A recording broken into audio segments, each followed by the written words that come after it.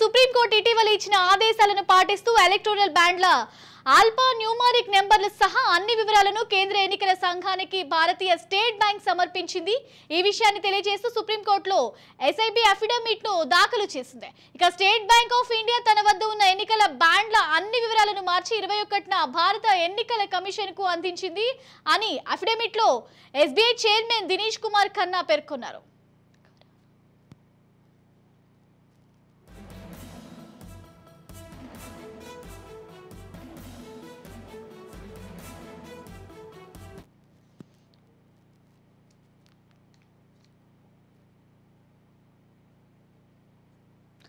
SBI బహిర్గతం చేసిన ఈ సమాచారాన్ని ఎన్నికల సంఘం త్వరలో తమ అధికారిక వెబ్సైట్ లో అప్లోడ్ చేయనుంది.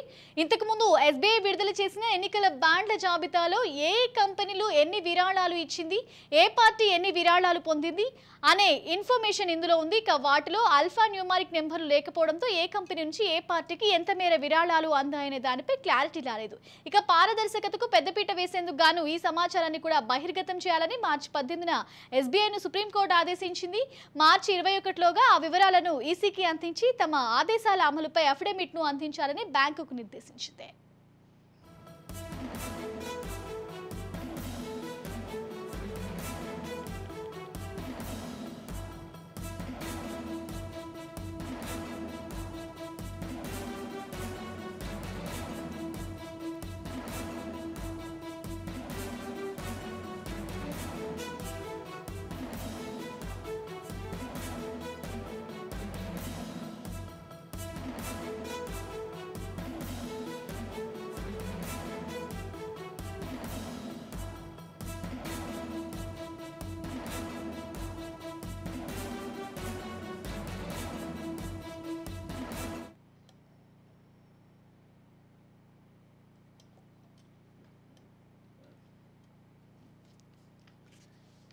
సుప్రీంకోర్టు ఇటీవల ఇచ్చిన ఆదేశాలను పాటిస్తూ ఎలక్టోరల్ బ్యాండ్ల ఆల్ఫా న్యూమరిక్ నెంబర్లను సహా అన్ని వివరాలను కేంద్ర ఎన్నికల సంఘానికి భారతీయ స్టేట్ బ్యాంక్ సమర్పించింది. ఇక ఈ విషయాన్ని తెలియజేస్తూ సుప్రీంకోర్టులో ఎస్బీఐ అఫిడవిట్ ను దాఖలు చేసింది.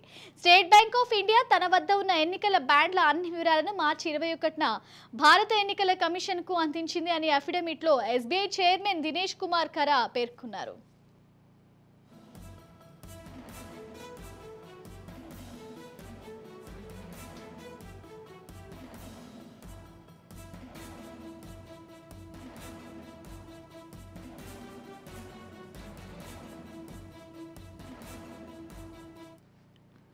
ఎస్బీఐ బహిర్గతం చేసిన ఈ సమాచారాన్ని ఎన్నికల సంఘం త్వరలో తమ అధికారిక వెబ్సైట్ లో అప్లోడ్ చేయనుంది.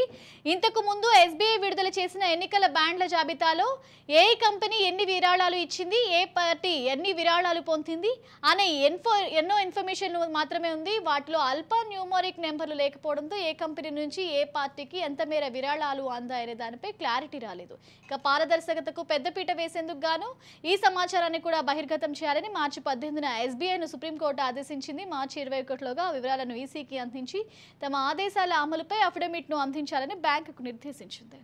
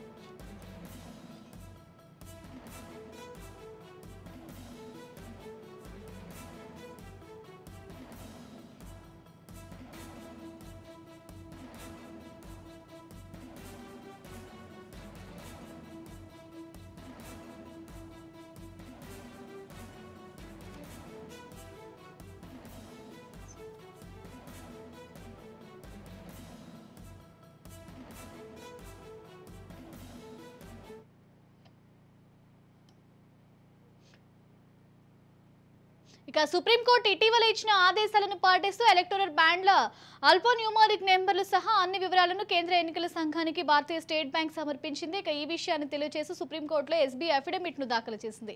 స్టేట్ బ్యాంక్ ఆఫ్ ఇండియా తన వద్ద ఉన్న ఎన్నికల బ్యాండ్ల అన్ని వివరాలను మార్చి 21న భారత ఎన్నికల కమిషన్కు అందించిందని అఫిడవిట్లో ఎస్బీఐ చైర్మన్ దినేష్ కుమార్ ఖన్నా పేర్కొన్నారు. ఇక ఓవరాల్ ఇదే అంశానికి సంబంధించి మరింత సమాచారం మా ప్రతినిధి మానస్ అందిస్తారు. Manas, over to you.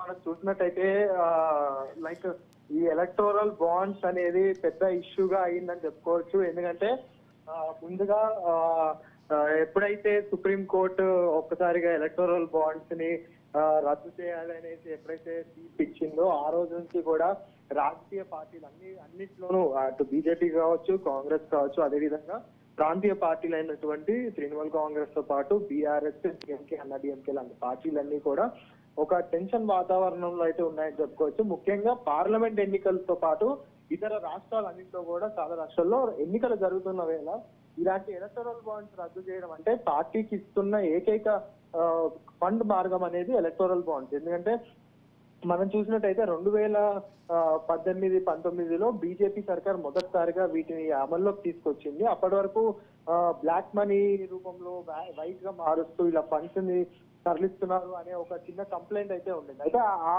ఆ బ్లాక్ మనీని కట్టడి చేయడానికే తాము ఎలక్టోరల్ బాండ్ ని తీసుకొచ్చామని తాజాగా అమిత్ షా కూడా అధికారికంగా ప్రకటించడం జరిగింది. సో టోటల్ గా చూసుకున్నట్టయితే బ్లాక్ మనీని కట్టడి చేయడానికి తీసుకొచ్చిన ఎలక్టోరల్ బాండ్స్ పై సుప్రీం కోర్టు ఎందుకంత ఆగ్రహం వ్యక్తం చేస్తుంది అన్న పాయింట్ తో పాటు మరోవైపు చూసుకున్నట్టయితే ఎస్బీఐ గతంలో అంటే ఎలక్షన్ కమిషన్ కి ఇచ్చిన డేటాని చూసినట్టయితే ఏ కంపెనీలు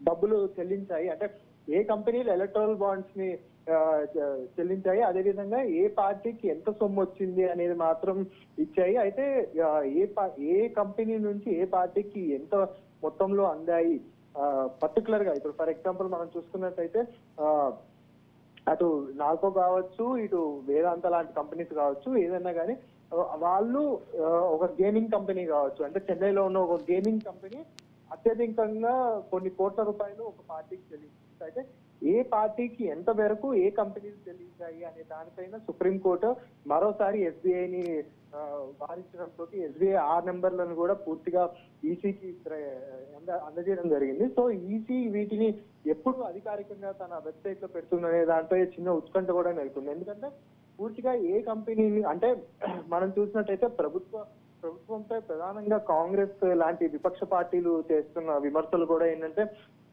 కంపెనీల నుంచి ఎలక్టోరల్ బాండ్స్ రూపంలో డబ్బుల్ని తీసుకొని రిటర్న్ లో వాళ్ళకి ప్రాజెక్టులను ఇవ్వడమే కాకుండా ప్రాజెక్ట్స్ లో ఉన్న లోటుపాట్లు కావచ్చు, అదేవిధంగా కొన్ని కంపెనీల విషయంలో ఐటీ రైట్స్ కానీ అలాంటి విషయాల్లో కూడా ప్రభుత్వం వాటిని కాపాడింది అనేది ప్రధానంగా విపక్షాలు చేస్తున్న ఆరోపణ. మరోవైపు చూసినట్టయితే సోనియా గాంధీ కూడా డైరెక్ట్ గా మీడియా ముందుకు వచ్చి ఈ ఎలక్టోరల్ బాండ్స్ అనేది బీజేపీ ఆడిస్తున్న ఒక నాటకమే, మేము అంటే మా దగ్గర ఫండ్స్ కనీసం చిన్న ఎలక్షన్ క్యాంపెయిన్ కూడా మా దగ్గర ఫండ్స్ లేవు, ఇదంతా కూడా ఒక రాజకీయ కుట్ర అని కూడా ఆవిడ స్టేట్మెంట్ ఇవ్వడం జరిగింది. సో ఇప్పుడు ఎలక్టోరల్ బాండ్స్ చుట్టూ మన దేశ రాజకీయాలు తిరుగుతున్న నేపథ్యంలో ఈ ఎస్బీఐ ఇచ్చిన లెక్కలు అంటే ఈసీకి ఎస్బీఐ ఇచ్చిన లెక్కలు బయటపడితే ఏ మేరకు ఈ ఎలక్టోరల్ బాండ్స్ కేసు ఏ మేరకు యూటర్న్ తీసుకుంటున్నది మాత్రం ఉత్కంఠ నెలకొందని చెప్పుకోవచ్చు.